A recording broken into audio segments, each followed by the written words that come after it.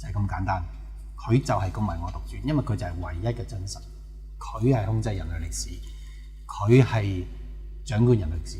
嗱，或者總之你覺得好似好誇張咁，但係當我哋揾到真知識嘅話，真知識本身嘅特性就讓我哋睇見咁誇張嘅一個事實。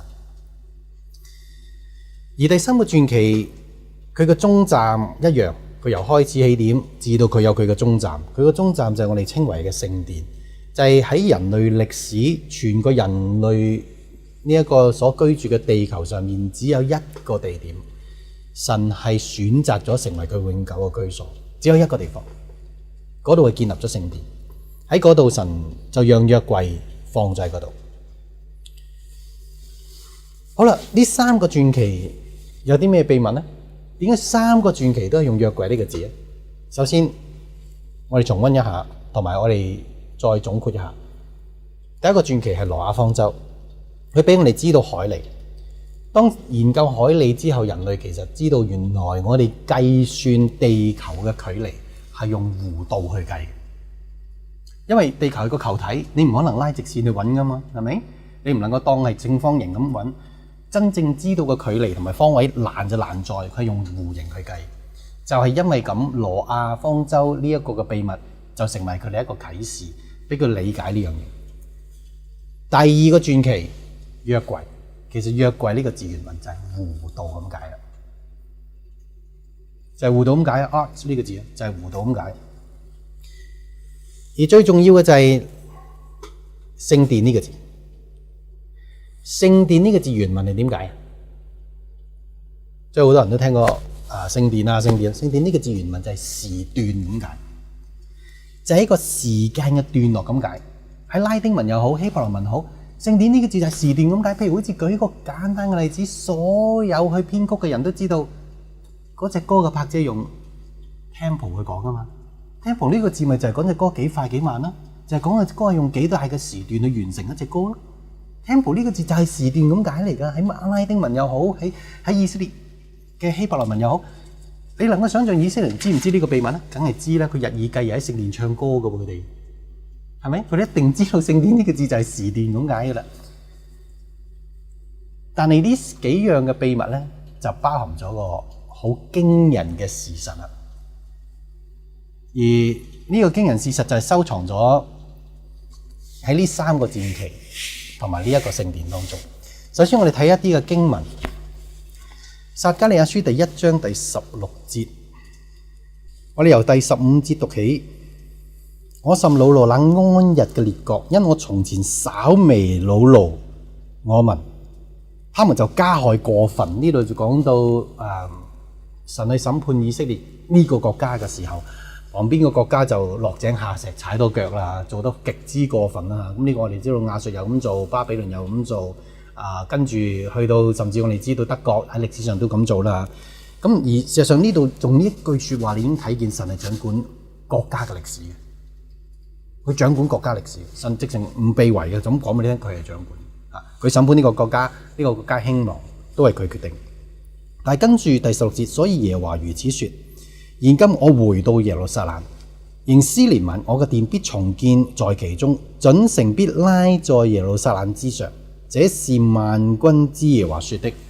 嗱，好有趣喎，點解會神會拉線嘅、拉繩嘅？究竟呢度講緊啲乜嘢咧？佢突然間講一樣好陌生嘅嘢，讓我哋。但我哋再睇下撒迦利亞書第2章第1節，又係咁陌生嘅。撒迦利亞書第2章第1節，佢話：我又舉目觀看，見一人手拿準繩。我說：你往哪裏去？他對我說：要去量耶路撒冷，看有多寬多長。嗱，呢個又係另一樣好陌生嘅嘢。當我哋睇呢啲嘅時候，我哋會覺得唔明係咪？我哋就會由得佢過咗去算。我哋覺得神好似做咗啲多餘嘅嘢，但係其實呢個就係真知識。呢個係我哋意想不到一個秘密，係隱藏喺裏邊。而我講俾你聽就係話，有啲人花咗一生去研究真知識，但係咧佢諗唔到就係短短喺幾節經文就可以將呢個真知識咧去剖析出嚟。嗱，我哋再睇下呢種嘅奇怪現象啦，喺以西結書第40章第1至到第3節咧，一樣有呢個奇怪嘅現象嘅。我們被擄掠第25年，耶路撒冷城攻破後14年，正在年初月之初10日，耶和華嘅靈降在我身上，他把我帶到以色列地，在神嘅異象中帶我到以色列地，安置在至高嘅山上。在山上嘅南邊有仿佛一座城建立，他帶我到那裏，見有一人，顏色如銅，手拿麻繩和量度嘅竿，站在門口。嗱，你會睇到好有趣啊！呢度又係講緊另一件事件，但係呢件事件佢首先講好指定嘅年月日，然後佢就講話原來喺呢個情況底下咧係有人量度緊嘅。事實上第5節講話，我見殿四圍有牆，那人呢手拿量度嘅竿，長6肘，每肘是1肘零1掌，他用竿量長，厚一竿，高一竿。嗱，你會睇到好有趣，呢個又係另一件好陌生嘅事。我哋咁眼睇嘅時候，我哋好似直情反彈啊，係咪？即係如果我哋睇聖經要瞓覺，差唔多係呢個時間㗎啦。通常一睇到呢一度唔明啊，就係唔明啊，直情係咪？但係以西結書第47章第3至第5節咧，就開始有個嘅提示啦。就係乜嘢咧？47章第3節開始，他手拿準繩往東出去嘅時候咧，量了1000肘，使我淌過水，水到果子骨。他又量1000肘，使我淌過水，水就到膝。再量了1000肘，使我淌過水，水便到了腰。又量1000肘，水變成了河。嗱，呢度好有趣喎，呢度又係量度，但係呢度嘅講明係祝福嚟嘅。嗱，之前我哋睇到神佢話審判呢啲列國嘅時候，佢會拉條繩，係咪？然後跟住我哋睇見就係話喺大事發生嘅時候咧，無論係國家大事變動嘅時候，神又喺度拉緊繩嘅喎。呢度又講緊原來神祝福嘅時候咧，又係按住佢拉繩嘅距離去量度嘅。但係全部都好有趣，就係話係由聖殿量起嘅，因為以西結第47章第1節開始咧，其實呢度講緊係聖殿嘅。他帶我回到殿門，見殿嘅門檻下有水往東流出啊嘛，咁然後佢就帶呢條繩咧，就喺呢個殿去量出嚟啦。但係唔止喎，關於呢個殿成日要拉繩嘅現象，其實喺啟示錄第11章第1至第2節都係咁講嘅。而最震驚嘅，我哋所講嘅3年半大災難係量咗繩之後先開始嘅。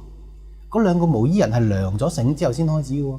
我哋睇下啟示錄第11章第1同埋第2節，似乎嗰個謎越嚟越解開咯。因為啟示錄第11章第1節佢話有1根嘅位置賜給我，當作量度嘅杖，且有說話起來，將神嘅殿和祭壇並在殿中禮拜嘅人都量一量，只是殿外嘅院子要留下，不用量，因為這是給外邦人嘅，他們要踐踏聖城42個月。我要使我那2個見證人穿着毛衣傳道1260天。嗱，你睇到又係量度咗之後，就開始咗7年大災難當中最劇烈嘅3年半。但係佢講到一樣好特別嘅事件，就係話量呢個聖殿，聖殿外邊嘅位置唔使量，因為俾外邦人。咁我哋知道原來聖殿嘅舊址咧，而家係笪空地嚟㗎。聖殿嘅範圍以外咧，而家起咗乜嘢啊？清真寺咯，就係呢一個嘅外邦人嘅地方。你睇睇2000年前神已經知道咧呢樣嘢發生嘅，而你會睇到就算2個無依人出嚟，都係拉咗繩之後先至發生嘅。有啲咩事發生咧？其實呢裏邊有啲乜嘢嘅謎係我哋要解開，我哋先至可以知咧。有一樣可以肯定，就係當人類歷史變化嘅時候咧，神係 keep 住去拉繩去度長度嘅，係咪？而並且度嘅地方係由聖殿開始嘅，譬如好似正話我哋讀嘅啟示錄第11章，嗰3年半係由度聖殿呢件事件開始噶嘛，先至計呢啲嘅無依人出嚟去做。嗱，你知唔知呢一個就係一個好重要嘅秘密嚟？但係呢個秘密我哋仲要睇多一樣嘢，因為正話我讀咁多經文嘅時候咧，相信大家睇呢段經文嘅時候咧，已經有個錯嘅觀點。你錯嘅觀點就係你從地下望佢哋量度，你望呢度咁樣度佢，呢度咁度落去。但係其實神睇任何嘅量度係由天上望落嚟噶嘛？呢個就如我所講，好多呢啲嘅神秘主義都係看神係由天上望落嚟噶嘛。原來你要留意多一樣嘅觀點，你解決到先得。因為就算挪亞又好，佢哋度海利都全部係以從天上望落嚟作準嘅。所以正話所講嘅量度呢啲拉準繩咧，你應該係喺天上望落嚟，神隻眼望住聖殿，由聖殿去拉城。